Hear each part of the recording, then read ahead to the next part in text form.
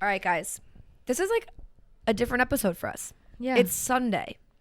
I don't know nighttime. the last time we've recorded on a weekend. I don't During know. The day. Oh. Studio's falling down. Studio's falling down. I'm going to say it. Have sex with a Scorpio. I could glute bridge your dad. I'm naked. Hold on. We will be flicking the beans to that. But she's tatted and I take meth. Is somebody in your house right now? But you know what? Fuck your ass. Yeah, I had sex last night. You can make your own money. You can literally have your own job of your dreams. You can own your own house. You can own your own car. You can pay all your fucking own bills. So what is that man? That man is sex and a best friend, and that's it. I heard nothing but the truth. Yeah, no, I couldn't tell you the last time we did it during the day on a weekend. It's normally a Tuesday night after we've both worked, or like, well, me now just lounging around. Yeah, So- I feel like my brain normally by the end of the day, I'm kind of in like crazy mode because it's just like, like, I don't know. Well, you don't have like nieces or nephews or anything, but like, when little kids get like my family calls them the tired wilds, and it's like you're so tired that you're kind of just like, I feel like I get delusional. Yeah, like, exactly. Sometimes we're at a point where like I feel like we're just silly because we're like we're done for the day. Yeah. We're like this is our true selves, people. Sorry. yeah, this is more of like my meds are still working. I have more organized thoughts, which really just means my consciousness is a little bit too zeroed in. Yeah, it's a little more So, dulled. It's yeah. dulled down. Yeah, so we'll see how this goes. Yeah, so apologies up on the front, but you know what I'm saying? Oh, I look like I have no pants on in the viewfinder, so. So that's a little plug for our YouTube channel. Yeah. You guys can go over to Society 97 on YouTube, where we post vlogs every single Tuesday and the video version of the podcast every single Friday. Yeah, and if you're lucky, Kellen won't have shoes or socks on in the video, and you'll get some nice feet shots. Honestly, Dude, you stay exposing the dogs. I'm on doing the it for YouTube free at channel. this point. Yeah, that's what I'm saying. Like, you're It's- just putting it all out there. well, going into last week's episode, maybe I'm trying. Yeah. I'm just kidding. No, but it's because I'm just more comfortable without shoes on. Well, also I hate like socks. also our studio, if you guys didn't know, is like in Kellen's house. So like you're just comfy already because it's like your home. yeah, you know what it's I mean? true. It's my house. Yeah. And this is just, it's my guest room technically, but I've Yeah. dedicated it to the podcast space and a cracked out makeup vanity. Yeah. Yeah. I mean, that shit has seen some better days, I think. I think I you need just need to revamp it. yeah. A nice remodel. I have thoughts. Yeah. I have thoughts actually. So my thought is, so in my hallway, I have like a tall mirror for people that don't know, but there's like space there, and I In found case you've never been to Kellen's in case house. you've never been here. I've had a couple listeners, my mom, my sister, you know, Hey, there you they've go. been here. My cousin, she's Oh, been here. there you go. You know, so for the rest of you folks who Yeah. haven't been here, I have a really tall mirror in my hallway, and there's room on that like wall, so I kind of want to get rid of that mirror, put it in my room, like hang it in my room, and then get like a vanity that like fits inside like Oh, that yeah. space, and then have like a chair that goes underneath it, so it's like Out of the way. out of the way, and then this can actually just be like Yeah. whatever. So if we want to start having guests and stuff on, we can like actually put a chair over there and make it more like conversational than like have them like weirdly sitting next to us and we can't see. Yeah. So I'm like, that's like been my thought process, but like Yeah. money Yeah. and doing it. Yeah. So baby feel steps. that. We're just getting the kitchen Yeah. started, and it's been 2 years. So Yeah. I mean, I feel that. I've been in this like itch to like redecorate really bad. And one of my friends is moving to Nashville. And so after like my lease is up, we're going to live together. And so I'm just like waiting because I'll have like a new space to decorate. And like I'll also have like extra money to be able to like buy stuff because I'll be splitting rent with somebody, which fucking praise God. And so, but I feel that it's like I want to do all of these things, but like the bank account is zero. right. No, actually, it was funny. One of my friends today, he like sent me this meme. I have to read it. It was funny because we always send each other. Like I could be really stylish and really cool, but like I just don't have money. No, I don't have money right now. Personally, I don't have the energy to give into that. But I was actually talking to my therapist about this past week in therapy, which is actually like a nice segue into this week's episode. But I was telling her how I just feel like I don't know who I am right now. I feel like I'm in like a transition part of my life where like I hate my style. I hate my hair. I hate my clothes. I hate my house. I hate like, I hate everything. And I want to just change it all, but don't have the funds. Yeah. Number one. Don't really have the energy to put into like finding stuff that would be in the tax bracket of myself. Yeah. To fit that aesthetic. Right. And then also I just feel like me leaving my job and me doing like trying to like figure out like next steps of my life. I just feel like so lost. I'm like, I just feel right now that I'm in this like weird stage in life where it's like, I don't know. The only answer I have for myself is I don't know. Yeah. What do you want to wear? I don't know. Yeah. Clothes. I think a lot of that comes from like, you have to like almost look at your life from like a different person's point of view. And what I mean by that is like when I was like in the process of like finding, not that I've found my style, but I've definitely found what I'm more comfortable in. Yeah. And like I found like what I like wearing and what I like seeing on my body and like influences from that, from like whatever, because I've found people who like I like their style, so then like I'm able to look at that, like whatever. But like in order for me to do that, I had to literally just like take a moment and look at everything that I had and be like, okay, if this was like I had no previous knowledge about why I bought any of these things or like why I think I like it, what would I do with it? And I literally just like went through my shit and was like, get rid of. Honestly, I'm about to. Because like, and that's like why I started that Poshmark, because I was like, I have so many clothes that like I know are good pieces, but like they're just not me anymore. Yeah. And B, like I want to buy new clothes, but I don't have the money for it. Right. So like that was like that, but like you literally have to go in with like no preconceived like ideas about your things and be like, does this new version of me want it? Right. But my thing is, okay, so I just don't even know what I want that to be. Yeah. I just feel so like blah with everything. And like I do like my style, like when I like get dressed up to like go out and stuff, which like I don't do often. So I think that's I like think the other that's part the of first it. thing. You have to like start, even though you don't have anything to do, you have to just start getting ready. I know. I think that's a part of it. And I Yeah. think like my lounge like / everyday clothing also needs to emulate that style. Yeah. Cause like I love like the dresses that I wear. Like I feel like they complement my body like nicely. And like I feel like my like nicer elevated like we're going to a nice dinner clothing is there. Yeah. I like dressing like that. But then it's like what's your casual attire? But from that to going to bed, I have nothing else in between. Yeah. And I feel like that's where I'm like missing it. I don't know. Cause it's like, I don't know. I just feel like blah every time I put stuff on, which is like, I don't know. I feel like some people go through that. Yeah. I don't know. Just like whole thing. I'm just like, I don't know. I literally told her that. And she was like, why do you feel like you're like, she's like, do you feel like you're in a midlife crisis? I said, possibly. Yeah. We're not sure yet. I think my biggest thing with that feeling and like feeling like lost or like I don't know where I'm at right now is like, I mean, we kind of talked about this last week, but it's like because I see so many people that look like they're not. And so I feel like I need to get my shit together. And also I feel like, I don't know, I always have this feeling that like I get overwhelmed with something to the point of like paralyzation, to where it's like I can't do anything because I'm so overwhelmed, but I feel guilty of not doing anything. Yeah. Because I want to do something, but I physically can't, or like mentally can't, or whatever.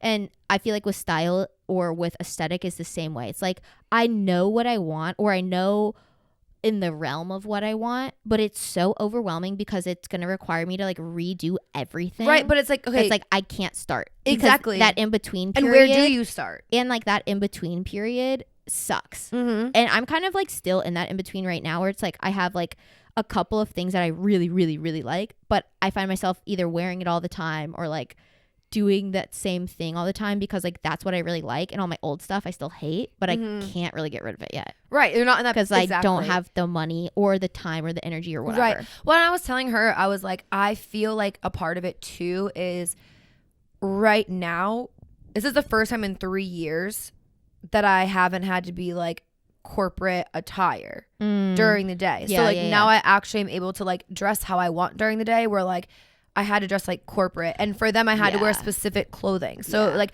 I think that's also a part of it. Plus like again, when you get into corporate America, it can suck your soul and you become like a robot to it. Yeah. And I feel like that was also a part of it. Like, even though like I was very disassociated to it, even at the end, like I still think that it was like there.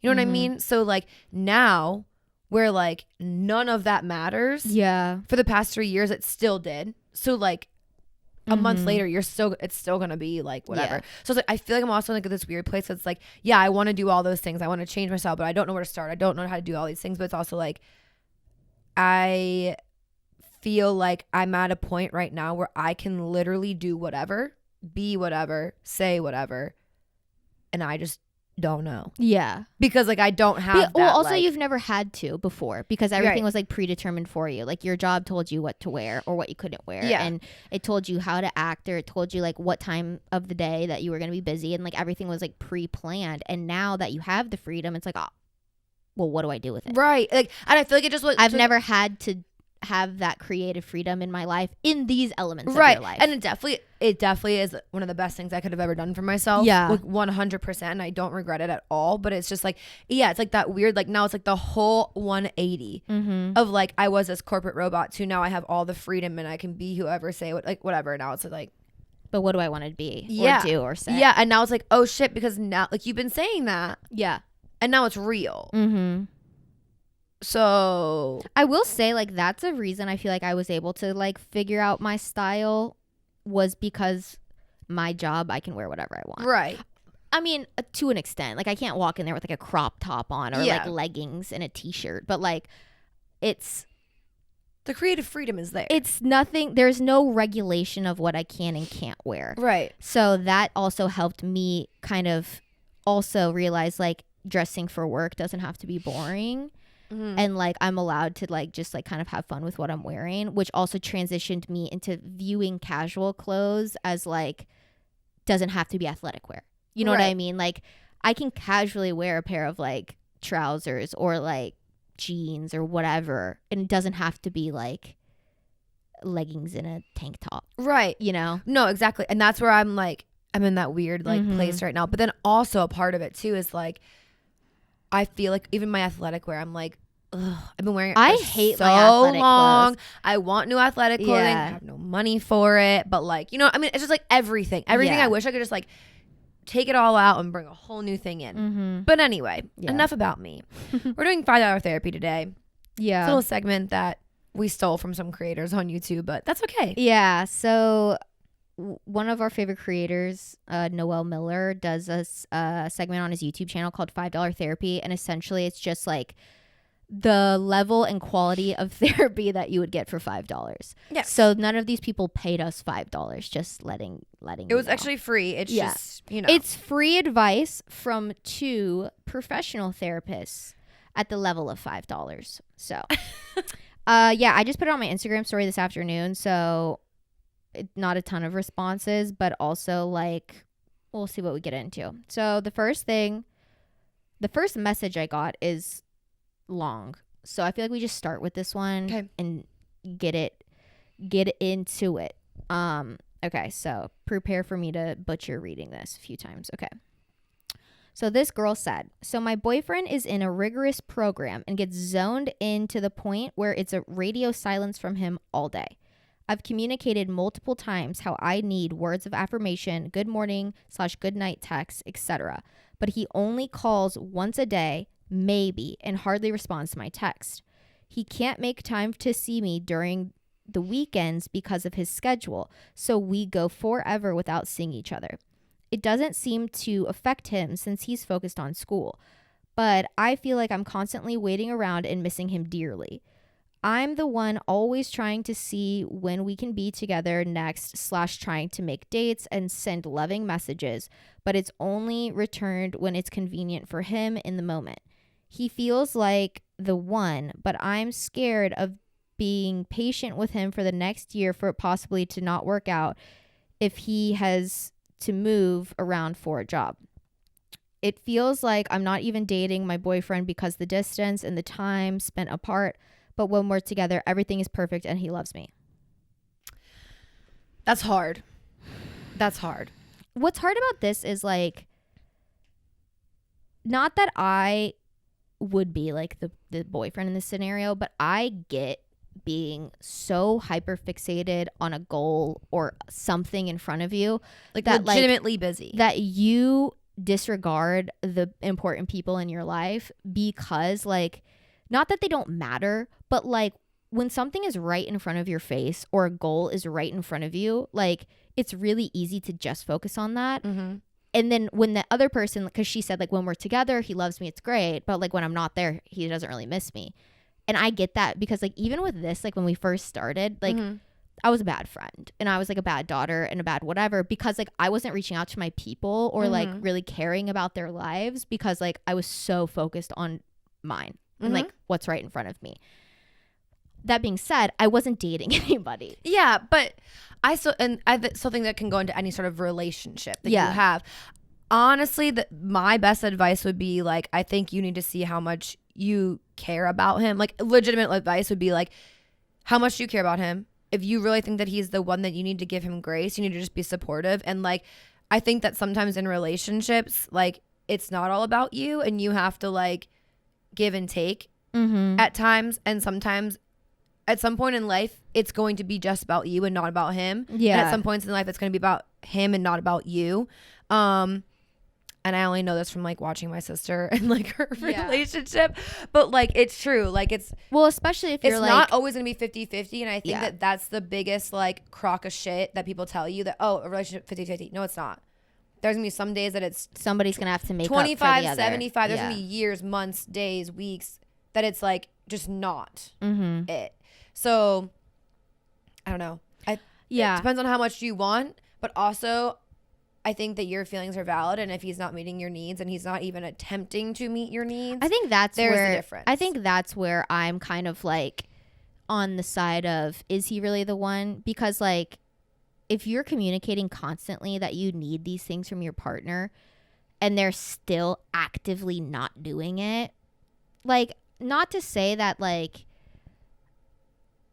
I don't know. My thing is like, I don't care how fucking busy you are. If I told you that in order for me to like really feel secure in this relationship, I just need a good morning and a good night text, and you don't do that, that takes 5 minutes, you know? Yeah. Like it's not a lot of effort. I'm not asking you to call me every hour. I'm not asking you to like give me a play-by-play of your day. I'm literally just saying like, hey, send me a good morning text so I know you're alive, and a good night text. And if he's not even doing that, I don't know, like,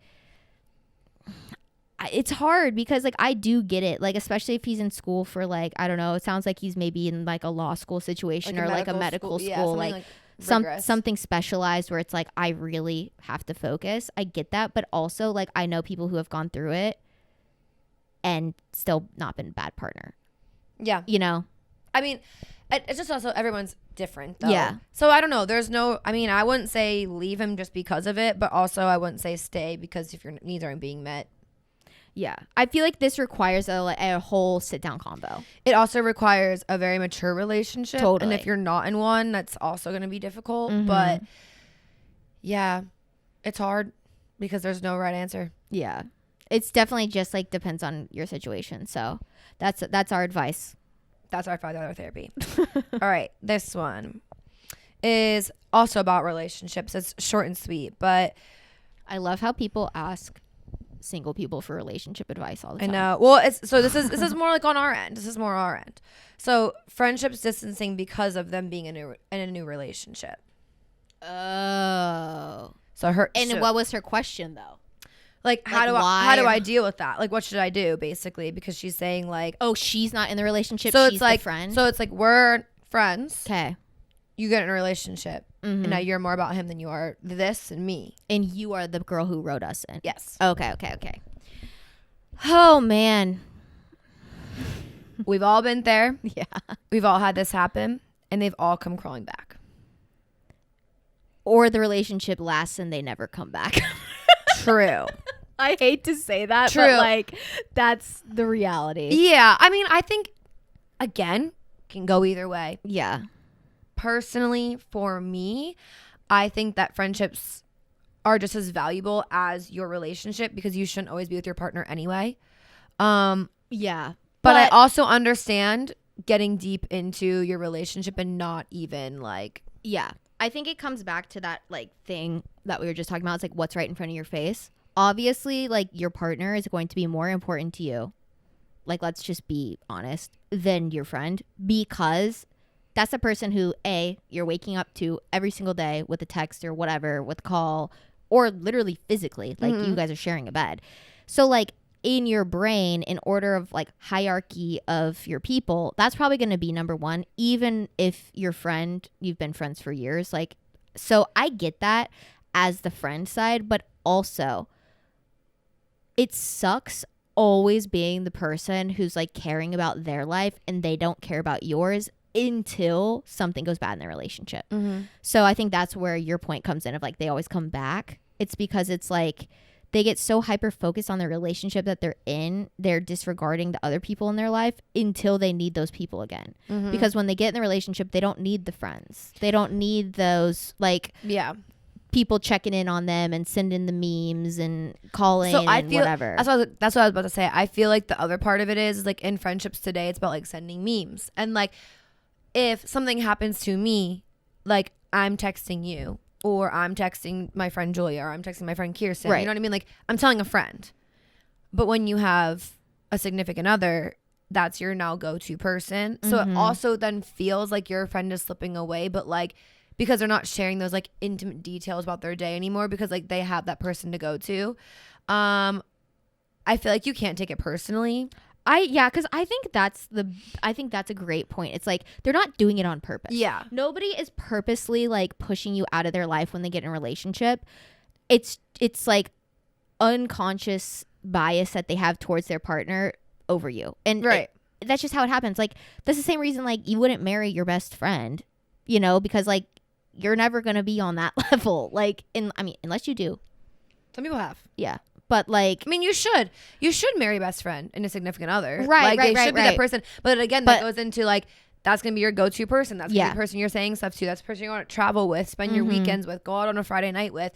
So I feel like you can't take it personally, but also it's tough to see.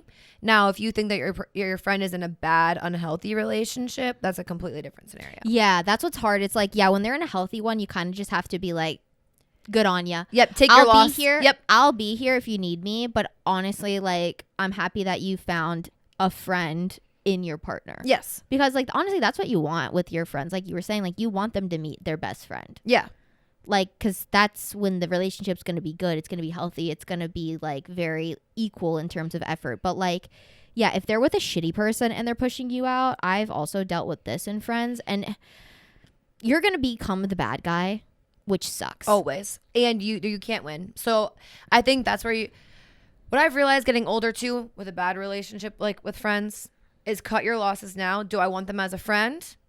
Or do I want to be their therapist and like whatever? You got to cut your losses sometimes. I've lost friends over being honest and being like, he's a piece of shit, and they still take their man's side, and that's okay. I've lost friends over it, but then I've also just been like, okay, well, you chose this. Yeah. Still love you. And yeah, exactly. I think that's the point. It's like you can still be their friend from a distance. Yeah. And like be there for like support if it does actually hit the fan, because like that's another thing. You don't want to like walk away from a friend who like you can see needs help, because then that's going to make them really not want to leave the relationship if they have nobody. Yeah, because they're already most likely being isolated anyway. Yeah, so like you definitely still want to be there, but like it's not making you a bad friend if you are doing the same thing that they're doing to you. Correct. You know, like you don't have to be the want to hang out. Yeah. Because they're not. Yeah. No. Yeah. So I don't know. Friendships are hard when you get older, when partners get involved, because like we said, like you're always going to be second fiddle, which is fine. Yeah. Like, and that's just also getting older. Like the dynamic between your, like, totally. It just changes. Like, I don't know. I feel like once you hit like our age plus, you care more about your relationship than you do friendships, and not on purpose, but it's just how it is. Yeah, because it's like that. I'm not going out and partying anymore. I'm not like popping my pussy on a Friday night no more. Like we're not doing it. Right. I'm not 18. Yeah. Yeah. So our advice is do what you think you should do. So we gave you no real advice. Well, we gave two sides. We gave two sides. True. Okay. This question says, How to adjust to a full-time job after graduating college with the crying emoji. It's definitely weird. I think the weirdest part about transitioning from college to like a full-time like big kid job is the whole like your day is just like your days go by so fast, and like Yes. when your weekends come, you're almost just like,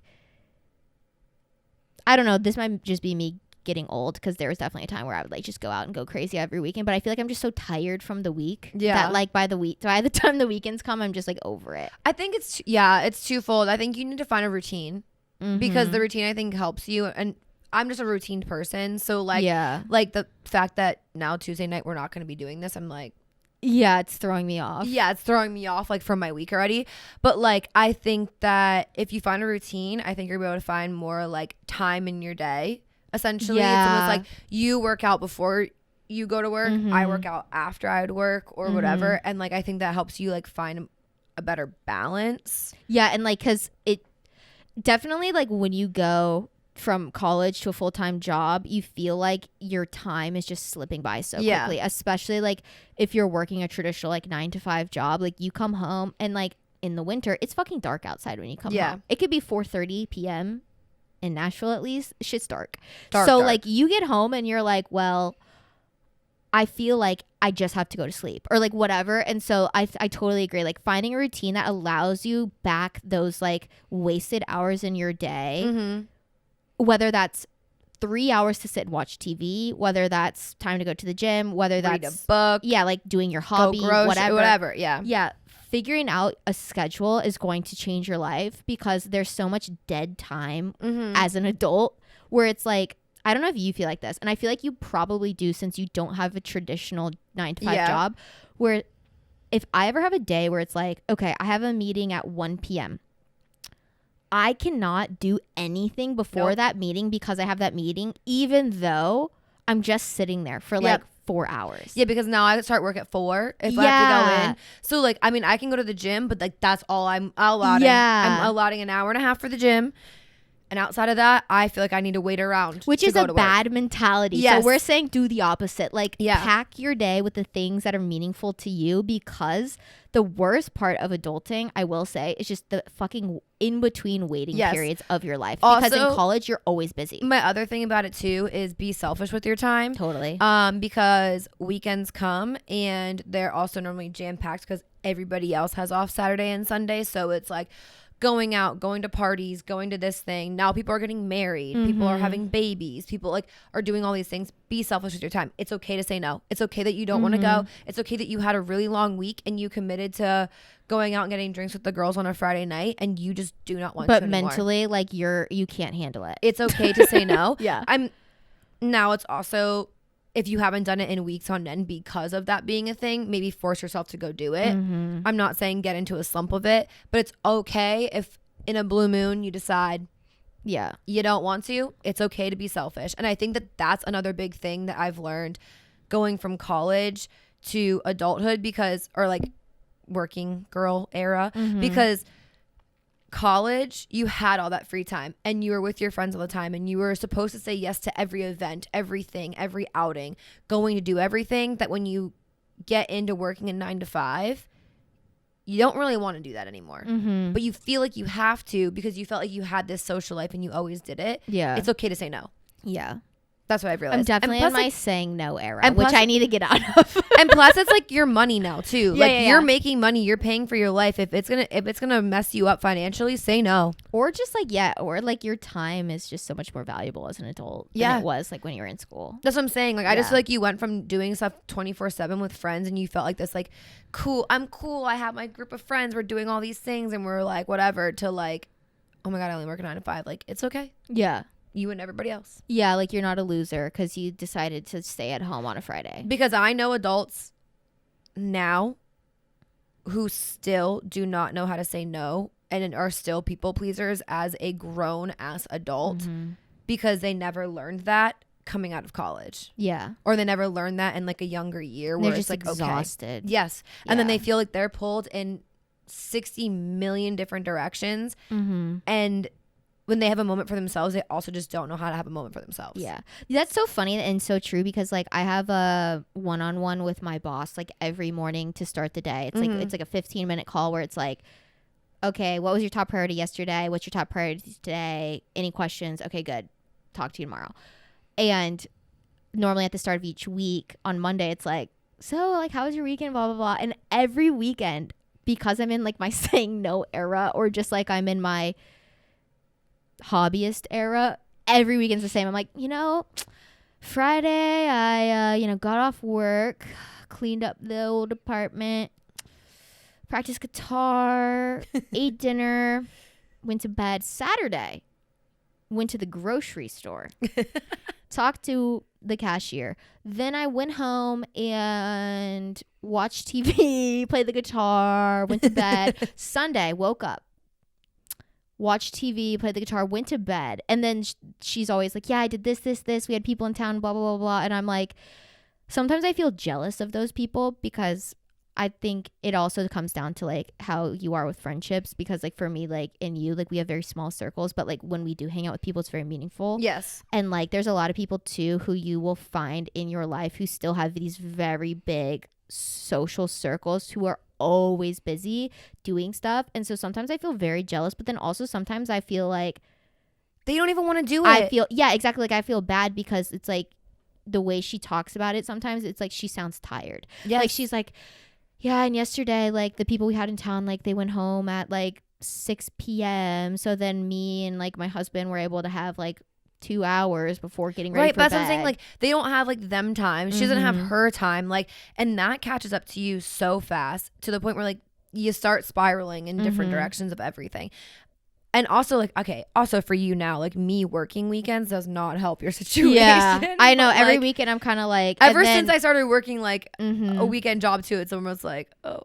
Yeah, because it's like, yeah, I'm busy during the week. You're busy during the weekend. So it's like, well, I know, I'm the same way. Because I'm the same way. I guess I'll just watch another movie. Like literally Friday night, I watched 3 movies. No, but that's how I am like Monday through Wednesday. Yeah. Normally Monday, Tuesday I have off. So it's like Monday, Tuesdays I'm like. Yeah. Twiddling my thumbs. Okay. I went to the gym. And normally Mondays I use as like a Saturday for me. So it's like cleaning up the house, doing laundry, doing that kind of stuff. And then it's like Tuesday comes and I'm like, all right. No, last Saturday, bro, like literally I went to the gym at 6 p.m. And I was at the gym and there was like 3 other girls in there. And I was like, I'm glad to know that I'm not the only like person like this. Yeah. Because like you were working, my other 2 friends were out of town, and then that's it. Like that's my circle here. You know what I mean? And then like when my friend moves here, like there'll be one more person added to the group. Yeah. But like other than that, like but that's also it. she's gonna be in the service industry, so that's also gonna be a whole whack schedule too. Yeah, until she has like her other job. She gets, but like it's gonna be the same thing. So like I was there, and was the most like funny just like dichotomy of people is like we're in the gym, but my gym faces the pool. There's a whole party going on at the pool. There was like 45 people out there just getting lit, like partying, playing. I'm on the fucking stair climber. Like that's my lit Saturday night, watching these people party. I was like, damn, I kind of feel like a loser. But then at the same time, I'm like, you were those people before. Yeah. It's okay to like right now, like you're not in that era. You know? Okay.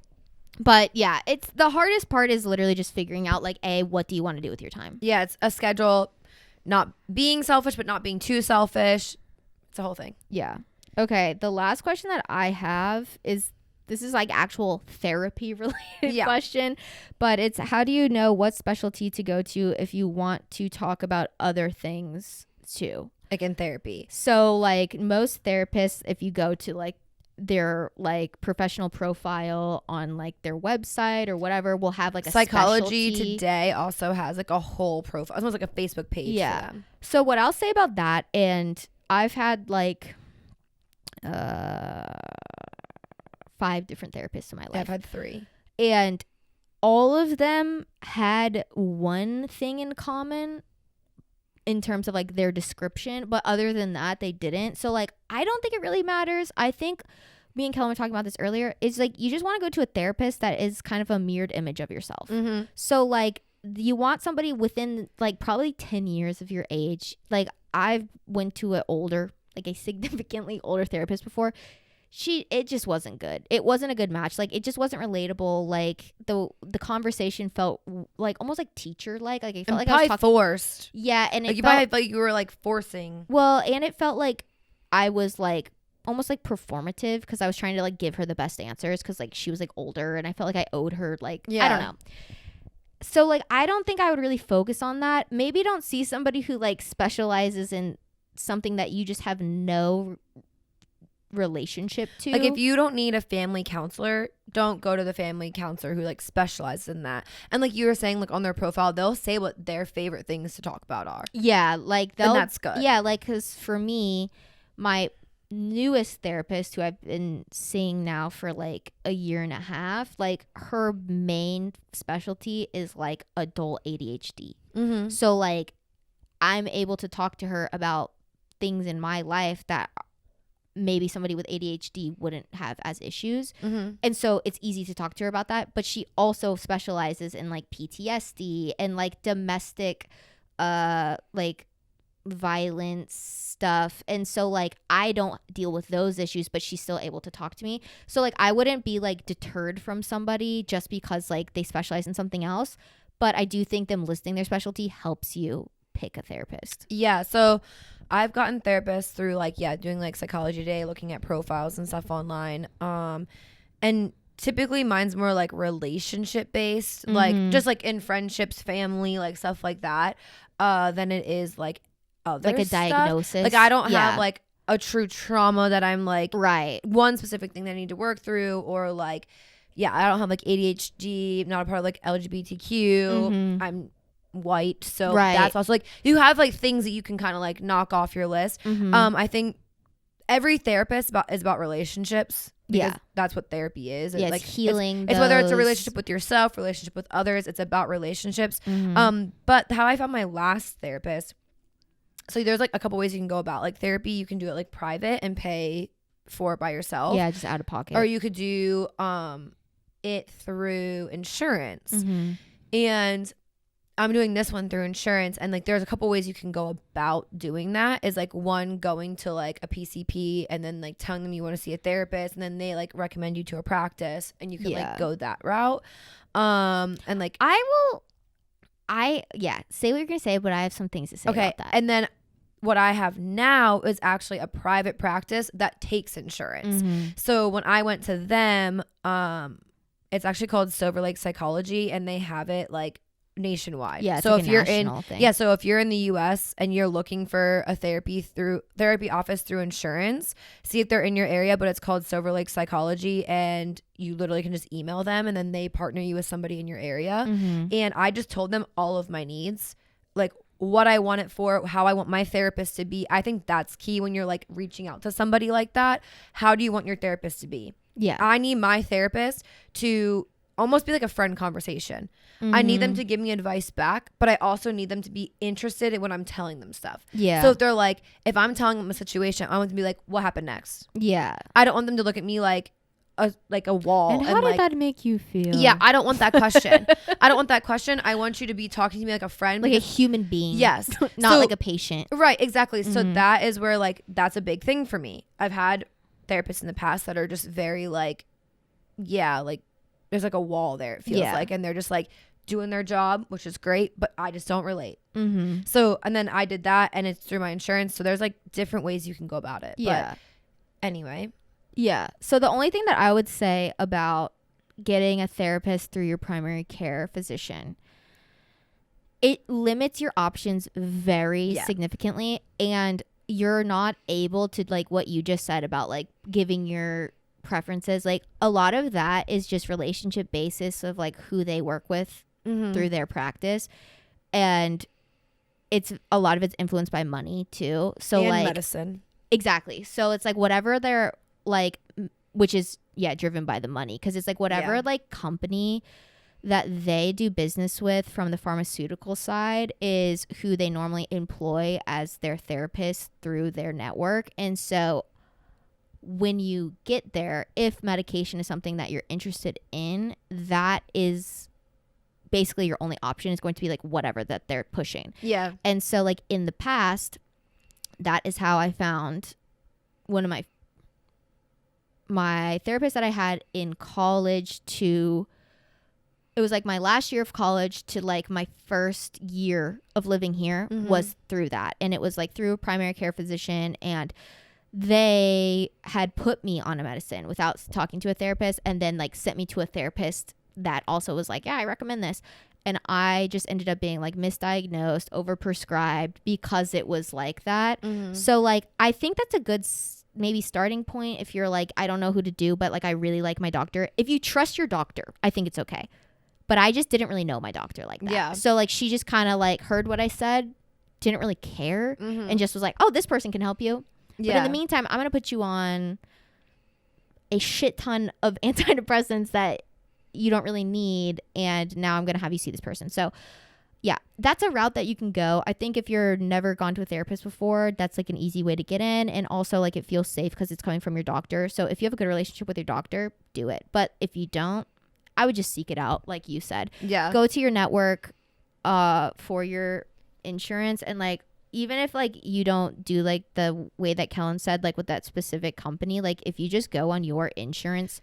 Yeah, I found them through my insurance. And yeah, you can find people who will do that, or private practice is also perfectly fine. If you have the money for private practice, I would say do it, because honestly, to me, it's like the gym. You get what you pay for. Totally, you get what it you really pay for. is. Like, if you're gonna pay, no, like this is no hate to anybody that goes like Planet Fitness, but if you pay $10 a month versus $200 a month, your outcome is going to be so different in the gym, like it will be in therapy.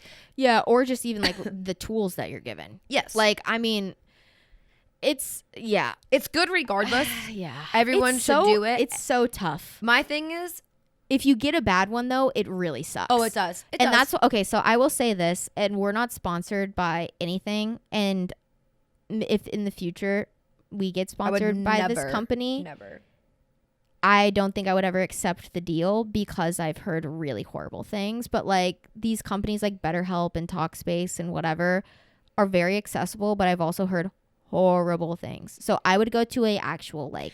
Also, to piggyback off of that, most practices now, because of the whole COVID era, they do everything online. They offer all that shit online anyway. And it's like, not saying that BetterHelp isn't great, and some people I'm sure have had amazing experiences with it, and I know there's a lot of horror stories as well. So like, it goes hand in hand. Now, granted, we probably hear more horror stories than we hear success, because that's how it works. But I mean, with me, like, my therapist's office is like right off of downtown Nashville, like right in Midtown, and I see her virtually. Yeah, because for me, I need it to be the most accessible way, or you're not stop doing it. Yeah, that's how I am too. Mine is all via Zoom. Yeah, same. But anyway, I mean, that's the way to do it if you wanted some help. But anyway, this was fun. Yeah, so if you have any other $5 therapy that you would like to ask us, hit us up in our DMs. Yeah, we'll keep them for next time. Yeah. We'll keep them for next time, because we'll definitely do another episode like this. This was like so spur of the moment that we didn't have.